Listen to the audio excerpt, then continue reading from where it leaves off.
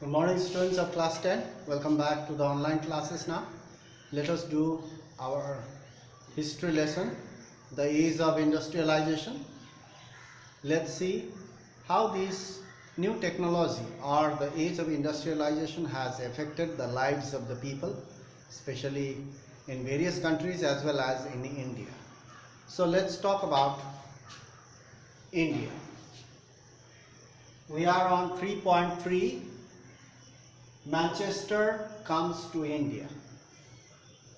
Manchester is a name of a place, but that place or the city or the town, it is an industrial town where many industries were set up to produce cotton textile, and the goods produced in this town is called Manchester goods. So Manchester comes to India. Manchester is in England,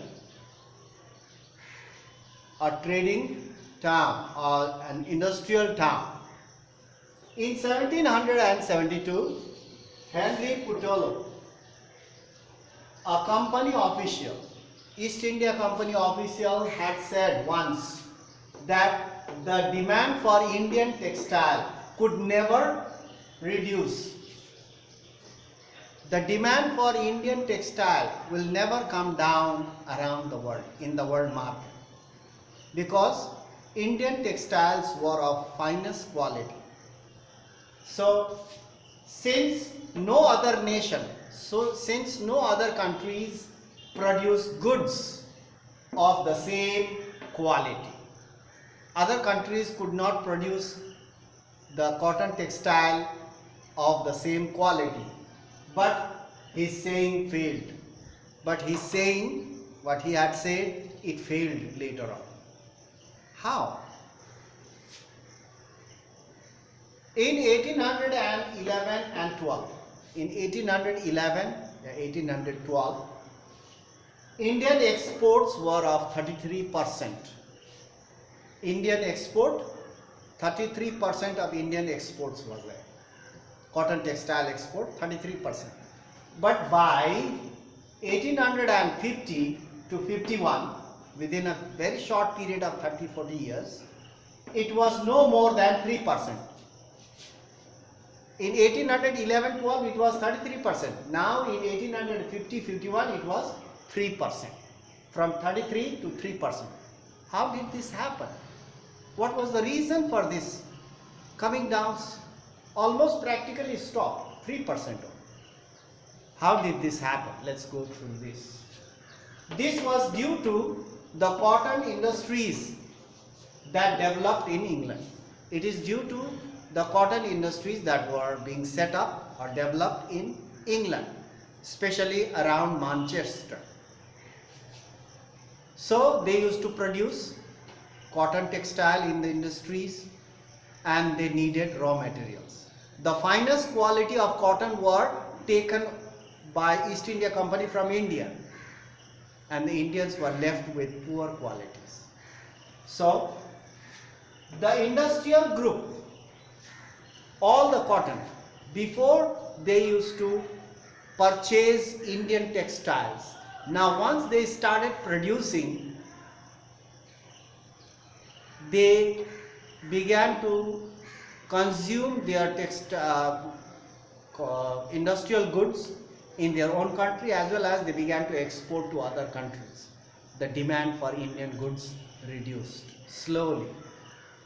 Previously India used to export finished product. Now they started exporting raw materials, and the finished goods came from England. Just the opposite it happened. So the industrial groups in England, industrial groups means the industrialists who owned big industries. The industrial groups in England began worrying about import from other countries, especially from India, because Indian goods were very famous. They are of finer qualities.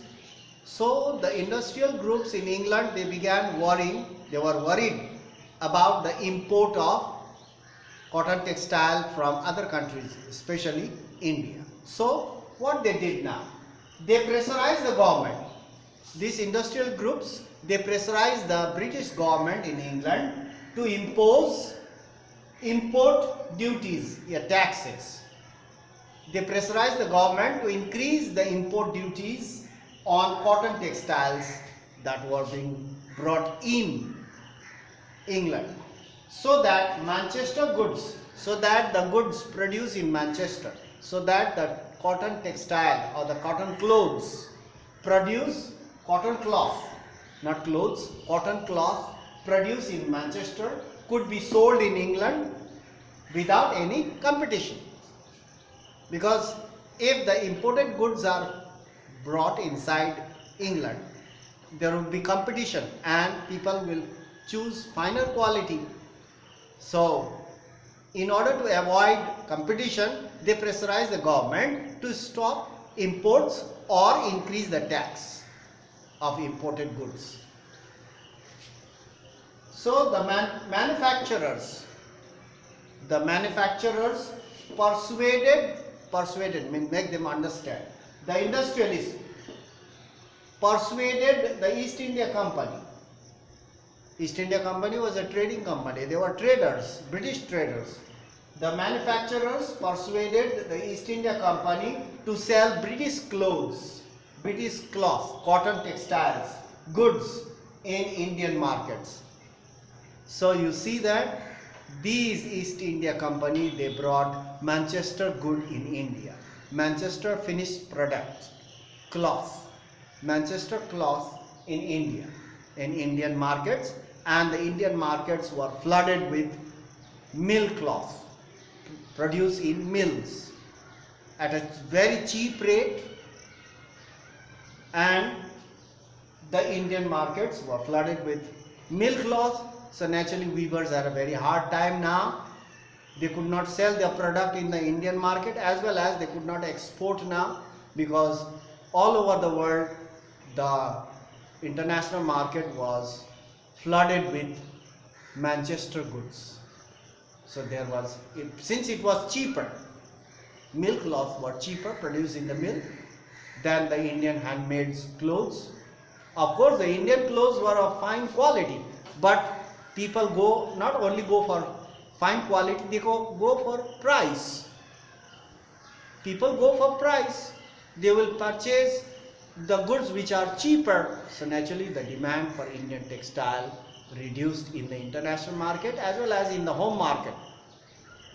So because of the Manchester that came into India, the Manchester goods that came into India, the cotton export, from 33 it became 33%. In this period, the raw material used to export from India. Previously, finished product they used to export, now they exported raw materials to feed the Manchester industries. Raw materials, raw cotton. So just the opposite happened. It is due to Manchester. The industries set up in Manchester. So now we'll continue in our next class. We'll continue about this Manchester. So we have not finished. So that's all for today. Thank you for watching, and hope you have used your time properly at home, and do not waste your time. Carry on your study. Go through this Age of Industrialization 3.3. You read the book as well, so that it becomes more clear and you can understand everything. As far as possible, I will try to make you clear over here within a very short points. That you go through the book as well, so that you will never forget. It becomes easy for you. So that's all for today. We'll meet in the next class. Thank you.